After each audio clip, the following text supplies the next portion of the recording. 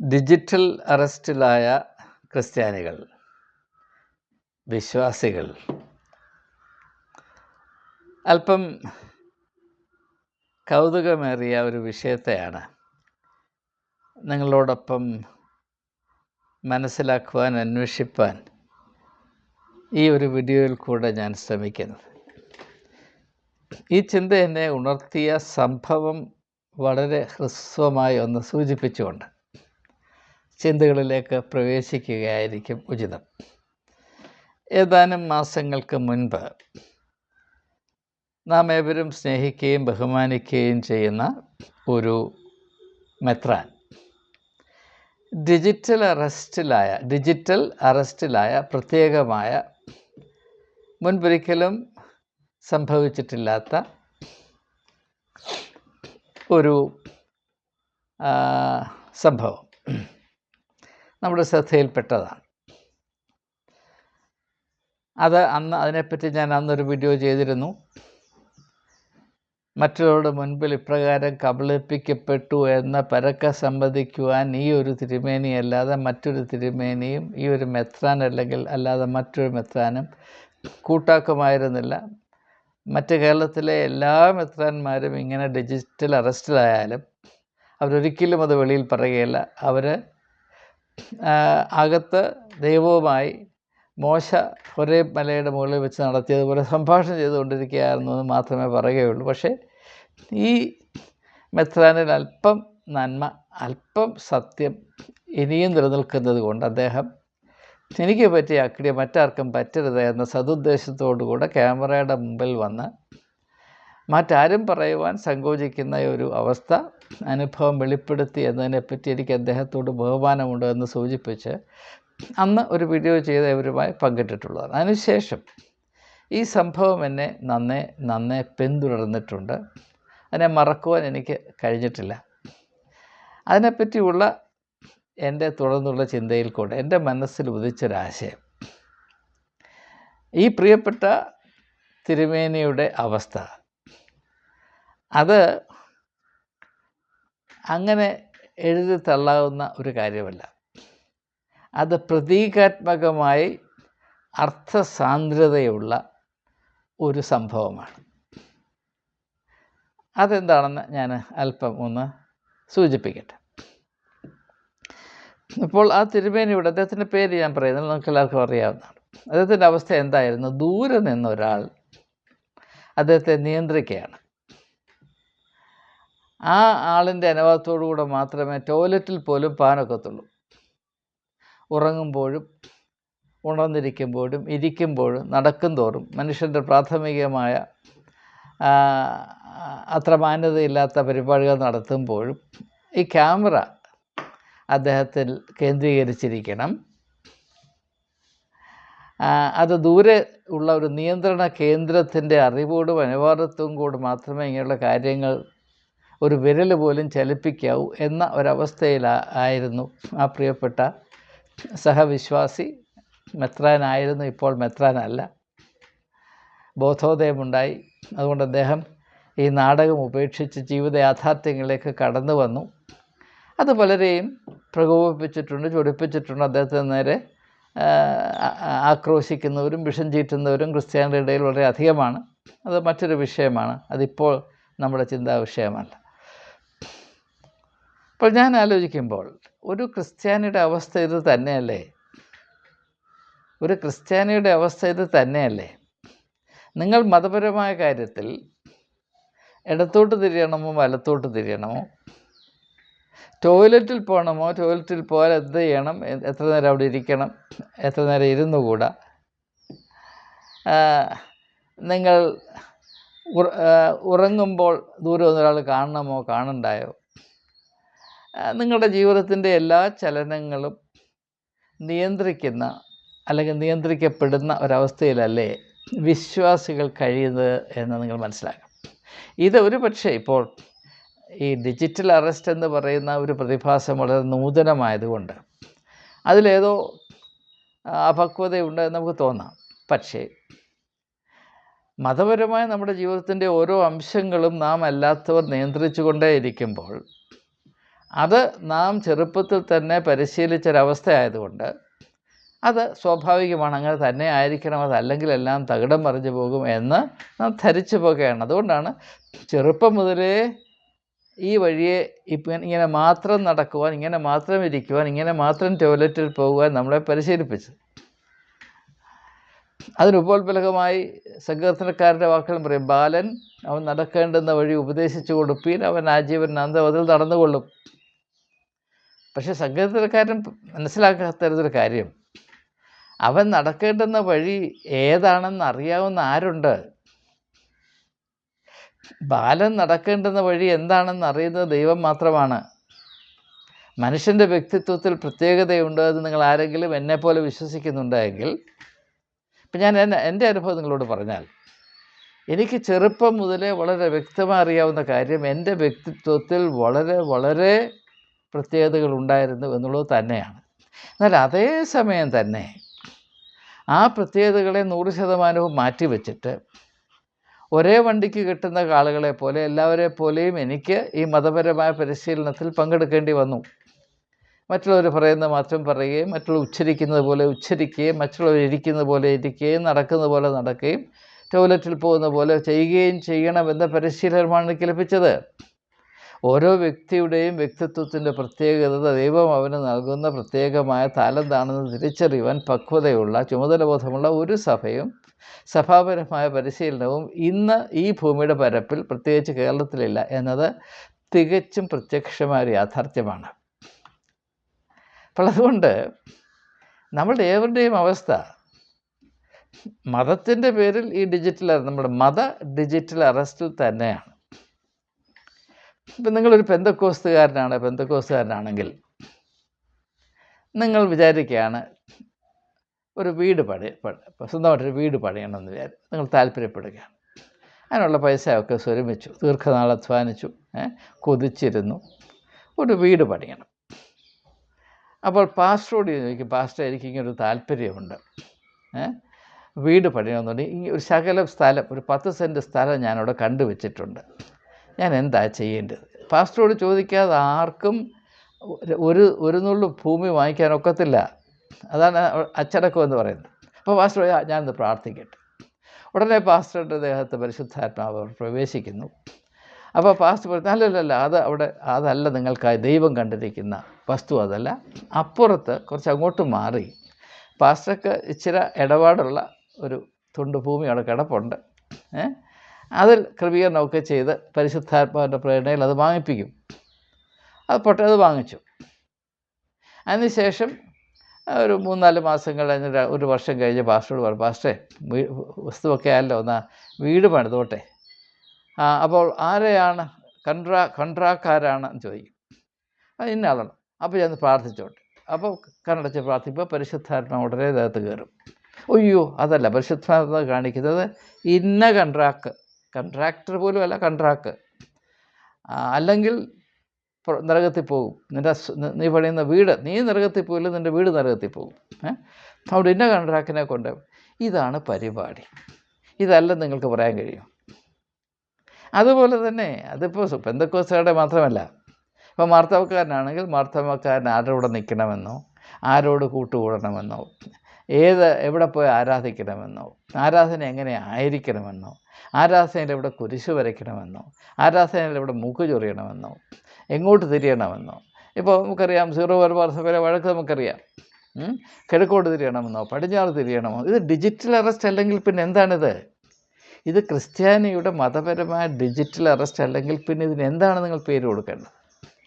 നിങ്ങളൊരു കാര്യം മനസ്സിലാക്കണം, ഇത് മനുഷ്യനോട് ചെയ്യാവുന്ന ഏറ്റവും വലിയ അപരാധമാണ് എന്ന് ജീവിതത്തിൻ്റെ സായാഹ്നത്തിലെത്തിയിരിക്കുന്ന ഞാൻ സത്യസന്ധമായി ദൈവത്തോടുള്ള ഉത്തരവാദിത്വ ബോധത്തിൽ ഞാൻ ഉച്ചൈസ്തരം വിളിച്ചു പറയുകയാണ്. തൊണ്ട കീറുന്നത് പോലെ വിളിച്ചു പറയുവാനുള്ള കടമ എനിക്കുണ്ട്. ഇതിന് ഉപോത്ബലകമായ ഒരു സംഭവം യേശുവിൻ്റെ പഠിപ്പീരിൽ നിന്ന് മാത്രം ഉദ്ധരിച്ചുകൊണ്ട് ഞാൻ എൻ്റെ ചിന്ത അവസാനിപ്പിക്കാൻ പോകുകയാണ്. ഇത് നിങ്ങൾ വളരെ വളരെ സൂക്ഷ്മമായി മനസ്സിലാക്കണം എന്ന് ഞാൻ അഭ്യർത്ഥിക്കുകയാണ്. ഞാൻ പറയുന്ന കാര്യം യേശുവിൻ്റെ ദർശനത്തോടും പഠിപ്പീരുകളോടും പറ്റി നിൽക്കുന്നതാണ് എന്നും ഇതാണ് ആത്യന്തികമായ സത്യമെന്നും നിങ്ങൾക്ക് ബോധ്യപ്പെട്ടാൽ ദയവായി അത് ജീവിതത്തിൽ പ്രയോജനപ്പെടുത്തുവാൻ നിങ്ങൾ കൂട്ടാക്കണം. അതുകൊണ്ട് നിങ്ങളും തലമുറകളും അനുഗ്രഹിക്കപ്പെടുവാൻ മാത്രമേ ഇടയാകുകയുള്ളൂ എന്ന സത്യസന്ധത ഞാൻ നിങ്ങളോട് പറയാം. ഉദാഹരണം ഞാൻ പറയാം. നമുക്ക് ഏവർക്കും പരിചയമുള്ള ഉദാഹരണം എടുത്ത് ചിന്തിക്കുന്നതായിരിക്കും ഏറ്റവും നല്ലത്. ഞാൻ അനേക തവണ പരാമർശിച്ചിട്ടുള്ള താലന്തുകളുടെ ഉപമ എടുത്തുകൊള്ളൂ. അവിടെ നാം മനസ്സിലാക്കുന്ന ഒരു കാര്യം, ഏറ്റവും മനോഹരമായി എനിക്ക് തോന്നുന്ന ഒരു കാര്യം ആ യജമാനൻ്റെ സമീപനമാണ്. യജമാനൻ ദൂരദേശത്തേക്ക് പോകുവാൻ നിശ്ചയിച്ചു. തൻ്റെ 3 ഭൃത്യന്മാരെ വിളിച്ച് ഒരുത്തൻ 5 താലന്തും മറ്റൊരുത്തർ 2 താലന്തും മൂന്നാമതൊരുത്തർ 1 താലന്തും കൊടുത്ത് വിശദാംശങ്ങളിലേക്ക് ഞാൻ പോകുന്നില്ല. അതിനുശേഷം അദ്ദേഹം എന്താണ് ചെയ്തത്? അദ്ദേഹം ആ 3 ഭൃത്യന്മാരെ ഡിജിറ്റൽ അറസ്റ്റിൽ നിർത്തിയോ? അദ്ദേഹം ചെയ്ത ഏറ്റവും മഹനീയമായ കാര്യം അവർക്ക് താലന്ത് കൊടുത്തു എന്നതല്ല. അദ്ദേഹം ചെയ്ത ഏറ്റവും അതിവിശിഷ്ടവും മനോഹരവുമായ കാര്യം അദ്ദേഹം ദൂരദേശത്തേക്ക് പോയി എന്നത് തന്നെയാണ്. എന്തുകൊണ്ട്? ദയവായി മനസ്സിലാക്കുക. അങ്ങനെ ദൂരദേശത്തേക്ക് പോയതിൻ്റെ കാര്യം താൻ ഏൽപ്പിച്ച ഈ താലന്തുകൾ താൻ വിശ്വാസം അർപ്പിച്ച തൻ്റെ 3 ഭൃത്യന്മാർ അവരുടെ യുക്തിക്കും ചുമതലബോധത്തിനും അനുസരിച്ച് അവർക്ക് അർഹമായ സ്വാതന്ത്ര്യത്തിൻ്റെ പൂർണ്ണതയിൽ എപ്രകാരം ഏത് തോതുവരെ അവരേറ്റെടുത്തിരിക്കുന്ന ഈ താലന്തുകളെ പ്രയോജനപ്പെടുത്തും അല്ലെങ്കിൽ തുച്ഛീകരിക്കും എന്ന് മനസ്സിലാകണമെങ്കിൽ യജമാനൻ ദൂരദേശത്തേക്ക് പോയെങ്കിൽ മാത്രമേ സാധിക്കുകയുള്ളൂ. ആ 3 ഭൃത്യന്മാരെയും ഡിജിറ്റൽ അറസ്റ്റിൽ നിർത്തുന്നത് പോലെ യജമാനൻ അവരെ ഇങ്ങനെ മേൽനോട്ടം നടത്തി അവിടെ തലയിൽ കയറിയിരുന്നാൽ ഒരിക്കലും ഈ 3 ഭൃത്യന്മാരും അവരുടെ വ്യക്തിത്വത്തിൻ്റെ പ്രത്യേകത അനുസരിച്ച് അവരുടെ വ്യക്തിത്വത്തിൻ്റെ ഗുണമേന്മകളനുസരിച്ച് അവർ ഏറ്റെടുത്തിരിക്കുന്ന താലന്തുകളെ പ്രയോജനപ്പെടുത്തുവാനോ അതിനെ തിരിച്ചറിയാൻ, അതിൻ്റെ സാധ്യതകളെ തിരിച്ചറിയാൻ പോലും അവർ കൂട്ടാക്കുകയില്ല. അവർക്ക് സാധ്യമല്ല. ഉള്ള സ്വാതന്ത്ര്യം അവർക്കില്ലാതെ പോകും. അതുകൊണ്ട് ആ ഉപമയിൽ കൂടെ നാം മനസ്സിലാക്കേണ്ട ഒരു പ്രധാനപ്പെട്ട മർമ്മം, ദൈവം നമുക്ക് സ്വാതന്ത്ര്യം നൽകിയിരിക്കുന്നത്. എൻ്റെ ആത്യന്തികമായ വിശ്വാസം, സ്വാതന്ത്ര്യം എന്നത് മനുഷ്യനോട് കാണിക്കുന്ന ഔദാര്യമല്ല, അത് ദൈവം മനുഷ്യനോട് കാണിക്കുന്ന നീതിയാണ് എന്നാണ് ഞാൻ മനസ്സിലാക്കിയിരിക്കുന്നത്. എൻ്റെ ആഴമേറിയ വിശ്വാസ പ്രമാണം അതാണ്. ദൈവം നമുക്ക് സ്വാതന്ത്ര്യം നൽകിയിരിക്കുന്നത് നമ്മുടെ ജീവിതത്തിൽ, നമ്മുടെ വ്യക്തിത്വത്തിൽ അടങ്ങിയിരിക്കുന്ന വിവിധമായ താലന്തുകളെ അതിൻ്റെ പൂർണ്ണ തോതിൽ അറിഞ്ഞും അന്വേഷിച്ചും പ്രയോജനപ്പെടുത്തി അത് നമ്മുടെ ഓരോരുത്തരുടെയും വ്യക്തിത്വത്തിൻ്റെ അതിൻ്റെ സാധ്യതകളുടെ വളർച്ചയുടെ മാധ്യമമായി പ്രയോജനപ്പെടുത്തുന്നതിന് വേണ്ടിയാണ്. പക്ഷെ അങ്ങനെ സംഭവിക്കണമെങ്കിൽ നാമും നമ്മിൽ നിക്ഷിപ്തമായ താലന്തുകളും നമ്മളുടെ ബന്ധത്തിൻ്റെ മധ്യത്തിൽ ഇടനിലക്കാരുണ്ടാവരുത്. അതിൻ്റെ ഉള്ളിൽ കൈകടത്തുവാൻ കൊതിച്ചു നിൽക്കുന്ന ആളുകൾ ഇതിനകത്ത് വന്നാൽ, അടുത്ത് വന്നാൽ നിങ്ങളുടെ കാര്യം പോക്കാണ്. ഒരിക്കലും നിങ്ങളുടെ താലന്തുകളെ നിങ്ങളുടെ വ്യക്തിത്വത്തിൻ്റെ സത്യസന്ധതയിൽ, ആത്മാർത്ഥതയിൽ, ആവേശത്തിൽ പ്രയോജനപ്പെടുത്തുവാനുള്ള അടിസ്ഥാനപരമായ സ്വാതന്ത്ര്യം നിങ്ങൾക്കുണ്ടാകുകയില്ല. ആ അവസ്ഥയുടെ പേരാണ് അടിമത്വം. ആ അടിമത്വത്തിൻ്റെ പേരാണ് ഇപ്പോഴത്തെ ക്രിസ്തു മതം. യേശുവിൻ്റെ മാർഗത്തെപ്പറ്റി അല്ല ഞാൻ പറയുന്നത്. യേശുവിൻ്റെ ദർശനത്തിലെന്നൊക്കെ പറഞ്ഞ് അതിനോട് ഒരു ബന്ധവുമില്ലാത്ത വിധത്തിൽ സ്ഥാപിക്കപ്പെട്ടു വച്ചിരിക്കുന്ന ഈ സഭാ വിഭാഗങ്ങൾ, ഓരോരോ അടിമത്വത്തിൻ്റെ ഗുഹകൾ, അവയെപ്പറ്റിയാണ് ഞാൻ പറയുന്നത്. യാതൊരു സംശയവുമില്ല, അതിനെപ്പറ്റി മാത്രമാണ് ഞാൻ പറയുന്നത്. അപ്പോൾ ഇവിടെ സംഭവിക്കുന്നത് എന്താണ്? ഞാൻ സത്യസന്ധമായി നിങ്ങളോട് ചോദിക്കട്ടെ, നിങ്ങൾ സത്യസന്ധമായി മറുപടി പറയണം. നിങ്ങൾ ക്രിസ്ത്യാനികളെന്ന് പറയുന്നത് ഞാനും ക്രിസ്ത്യാനിയാണ്. എനിക്ക് എൻ്റെ കാര്യം അറിയാം. എൻ്റെ ക്രിസ്തു മതമെന്ന് പറയുന്നത് ചെറുപ്പം മുതലേ ആരാണ്ടൊക്കെ പറഞ്ഞ് കേട്ട കാര്യങ്ങളുടെ ആകെത്തുക മാത്രമാണ്. ഞാൻ അന്വേഷിച്ച് വ്യക്തിപരമായി വ്യക്തതയോടെ സംഗ്രഹിച്ച വിശ്വാസ പ്രമാണങ്ങൾ എന്തുണ്ട് എന്ന് ഞാൻ അന്വേഷിക്കുമ്പോൾ 0 0. പിൽക്കാലത്ത് ഞാൻ അന്വേഷിച്ചു ഇല്ലെന്നല്ല, ഞാൻ എൻ്റെ ഫോർമേറ്റീവ് പീരീഡിൻ്റെ കാലത്ത് ഞാൻ വളർന്നു വന്ന കാലത്ത് എനിക്ക് ലഭിച്ച പരിശീലനത്തെ പറ്റിയാണ് ഈ പറയുന്നത്. ഭാഗ്യവശാൽ അതിനെ അതിജീവിക്കുവാൻ ദൈവം എനിക്ക് വേണ്ട വിധത്തിലുള്ള അവസരങ്ങൾ നൽകി, അതിനുള്ള മാർഗനിർദ്ദേശങ്ങൾ നൽകി. അത് ഞാൻ വളരെ എളിമയോടും സന്തോഷത്തോടും സമ്മതിക്കുകയാണ്. പക്ഷേ എനിക്ക് ലഭിച്ച താരിപ്പുകൾ, പരിശീലനങ്ങളെ പരാമർശിച്ച് ഞാൻ നോക്കുമ്പോൾ അതിലല്പം പോലും ദൈവം തന്നെ എനിക്ക് നൽകിയ ചിന്ത, അന്വേഷണ ശക്തി, മൂള ഇവ പ്രയോഗിച്ച് എന്തെങ്കിലും അന്വേഷിച്ച് കണ്ടുപിടിക്കാനുള്ള അവസരം ഒരിക്കൽ പോലും ഇല്ലായിരുന്നു എന്നാണ് എൻ്റെ സത്യം. മറ്റുള്ളവർ പറയുന്നത് അതുപോലെ കേട്ട് വിഴുങ്ങി അതെൻ്റേതാണെന്ന് എന്നെ തന്നെ തെറ്റിദ്ധരിപ്പിച്ചാണ് ഞാൻ കഴിഞ്ഞുകൂടിയത്.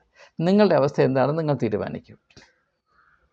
എന്ന് മാത്രവുമല്ല, അങ്ങനെ ലഭിച്ച ചില കേട്ടുകേഴ്വികൾ, കിംവദന്തികൾ, ചില ധാരണകൾ, ചില അഭിപ്രായങ്ങൾ, അതിനപ്പുറത്തേക്ക് പോകുവാൻ സത്യസന്ധമായി യേശു പറഞ്ഞുകൾ അന്വേഷിപ്പീൻ, അന്വേഷിക്കുകയും കണ്ടെത്തുകയും ചെയ്യുന്നത് നിങ്ങളുടെ ആത്മീകമായ കടമയാണ്, ഒഴിച്ചുകൂടാൻ വയ്യാത്ത കടമയാണ് എന്ന് യേശു പറഞ്ഞിരിക്കെ, ഏതെങ്കിലും കാര്യം നിങ്ങളുടെ നിത്യതയെ സംബന്ധമായിട്ട്, നമ്മുടെ വ്യക്തിത്വത്തെ സംബന്ധമായിട്ട്, ദൈവത്തിന് നിങ്ങളെ പറ്റിയുള്ള ഉദ്ദേശത്തെപ്പറ്റി ഏതെങ്കിലും ഒരു കാര്യം അന്വേഷിച്ച് മനസ്സിലാക്കി അതിനനുസരിച്ച് പ്രവർത്തിച്ച അനുഗ്രഹിക്കപ്പെട്ട അവസരം എത്ര പേർക്കുണ്ടായിട്ടുണ്ട് എന്നറിയാൻ എനിക്ക് താല്പര്യമുണ്ട്. അതാണ് ലോകത്തിലെ ഏറ്റവും മഹനീയമായ അവസ്ഥ. അതാണ് എൻ്റെ വിശ്വാസം, എൻ്റെ അനുഭവം അത് തന്നെയാണ്. അപ്പോൾ അതുകൊണ്ട് നാം എല്ലാവരും സത്യമായി പറഞ്ഞാൽ ഈ ഡിജിറ്റൽ അറസ്റ്റിലാണ്.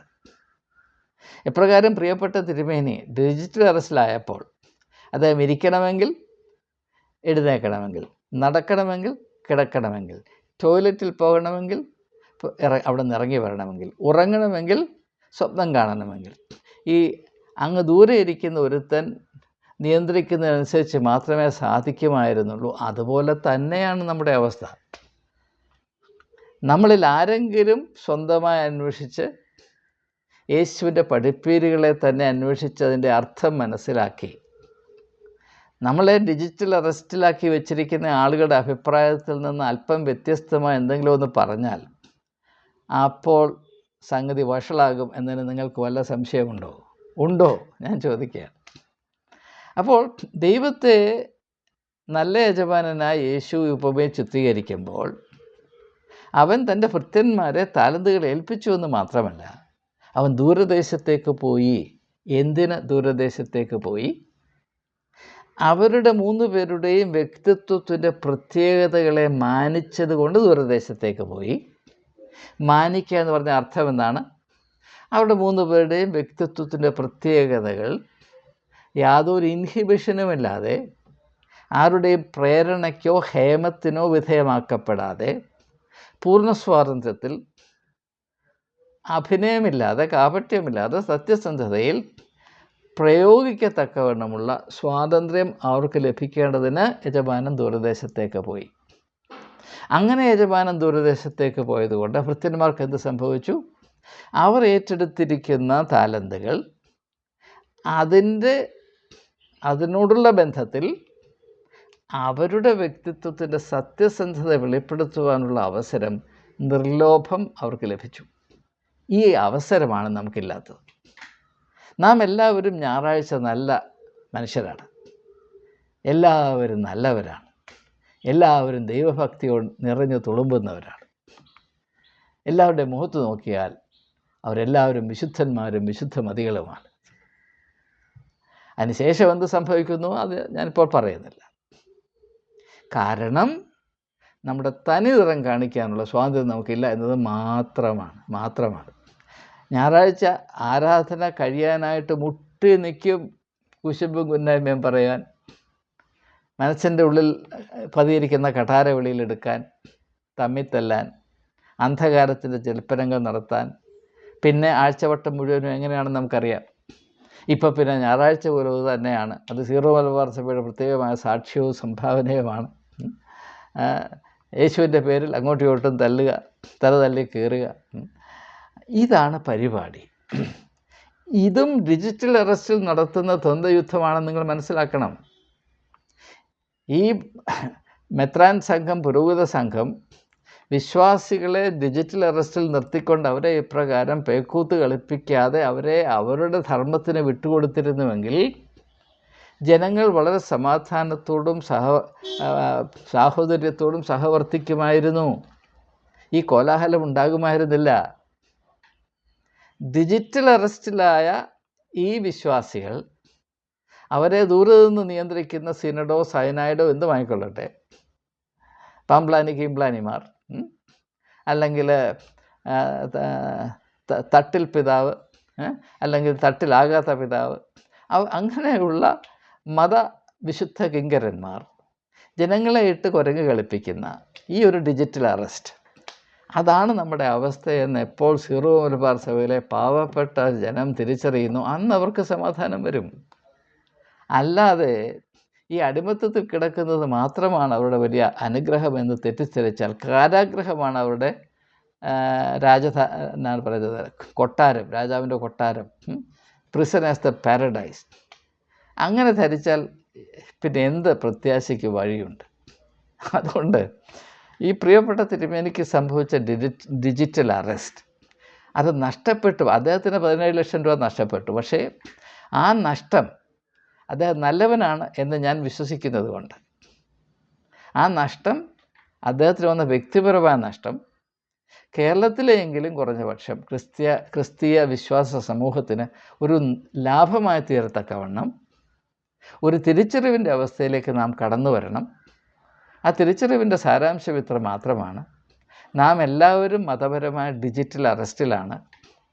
നമുക്ക് ദൈവം നൽകിയ താലന്തുകൾ, നമുക്ക് ദൈവം നൽകിയ സ്വാതന്ത്ര്യം, പ്രത്യേകിച്ച് അന്വേഷിക്കുവാനും കണ്ടെത്തുവാനുമുള്ള സ്വാതന്ത്ര്യം, അന്വേഷിക്കുകയും കണ്ടെത്തുകയും ചെയ്യുന്നതിൻ്റെ അടിസ്ഥാനത്തിൽ നമ്മുടെ ജീവിതത്തെയും ആത്മീയമായ ദർശനത്തെയും പുനഃസ്ഥാപിക്കുന്നതിനുള്ള സ്വാതന്ത്ര്യം, ഇവ മുഴുവനും നിരാകരിക്കപ്പെട്ടിരിക്കുന്ന അവസ്ഥയിൽ ഈ ഡിജിറ്റൽ അറസ്റ്റിലായി ഇങ്ങനെ വിറങ്ങലിച്ചിരിക്കുന്ന സഹോദര, നിനക്കൊരു വിടുതലുണ്ടാകുവാൻ ആവശ്യമുണ്ട് എന്ന് ഒരു പ്രാവർത്തികമായ സംഭവത്തിൻ്റെ വെളിച്ചത്തിൽ ദൈവം നമ്മോട് സാക്ഷീകരിക്കുകയാണ്. അതിന് ആ പാവപ്പെട്ട മെത്രാനെ ഒരു കരുവാക്കി എന്നത് മാത്രമാണ് ഞാൻ മനസ്സിലാക്കുന്നത്.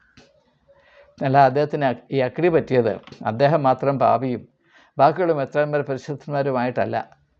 അതിൽ കൂടെ ഒരു നല്ല തിരിച്ചറിവ് കേരളത്തിലെ വിശ്വാസികൾക്ക് പ്രാപിക്കുവാൻ സാധ്യമാകുന്നുവെങ്കിൽ, ആർക്കെങ്കിലും മൂളയുണ്ടെങ്കിൽ, ആർക്കെങ്കിലും യാഥാർത്ഥ്യത്തിന് നേരെ കണ്ണു തുറക്കുവാൻ ധൈര്യമുണ്ടെങ്കിൽ അവർക്ക് വിടുതലുണ്ടാകട്ടെ എന്ന ലക്ഷ്യത്തോടു കൂടെ ആയിരിക്കണം ഇങ്ങനെ ഒരു സംഭവം നടക്കുവാൻ ഉയരത്തിൽ നിന്ന് അനുവാദം നൽകിയതെന്നാണ് ഞാൻ മനസ്സിലാക്കുന്നത്. എപ്രകാരം 2000 വർഷങ്ങൾക്ക് മുൻപ് ഒരു പാവപ്പെട്ട പെൺകുട്ടി, അവളുടെ പേര് മറിയ എന്നാണ്, അന്നത്തെ സാമൂഹ്യ നീതി അല്ലെങ്കിൽ നിലവാരം, കൽപ്പനകൾ അല്ലെങ്കിൽ സങ്കല്പങ്ങൾക്ക് വിരുദ്ധമായി എല്ലാവരുടെയും അപഹാസ്യപാത്രമായി തീരത്തക്കവണ്ണം പരിശുദ്ധാത്മാവിനാൽ ഗർഭം ധരിച്ചു എന്നൊക്കെ അന്ന് പറയുമ്പോൾ, ഇന്ന് പറഞ്ഞാൽ പോലും ആളുകൾ അതിനെ എപ്രകാരം സ്വീകരിക്കുമെന്ന് നമുക്കറിയാം.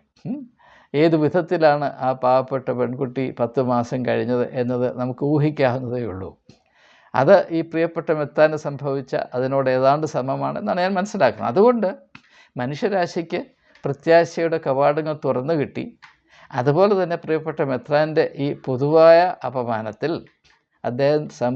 അദ്ദേഹത്തിന് സഹിക്കേണ്ടി വന്ന വൈക്ലഭ്യത്തിൽ കൂടെ കേരളത്തിലെ ക്രിസ്ത്യാനികളുടെ കണ്ണു തുറക്കുമെങ്കിൽ അത് നഷ്ടമല്ല, ലാഭം തന്നെ ആയിരിക്കും എന്നത് എൻ്റെ ഉൾക്കാഴ്ചയാകയാൽ അതേവരുമായി പങ്കിടുന്നതിൽ എനിക്ക് മടിയൊന്നുമില്ല, സന്തോഷം മാത്രമേ ഉള്ളൂ. കേൾക്കാൻ ചെവിയുള്ളവൻ കേൾക്കട്ടെ, അല്ലാതെ ഞാനെന്ത് പറയാനാണ്. ഡിജിറ്റൽ അറസ്റ്റിലായ സഹോദരങ്ങളെ, യേശു പറയുന്നു, ഞാൻ അടിമകളെ വിടുവിക്കുവാൻ വന്നവനാണ്.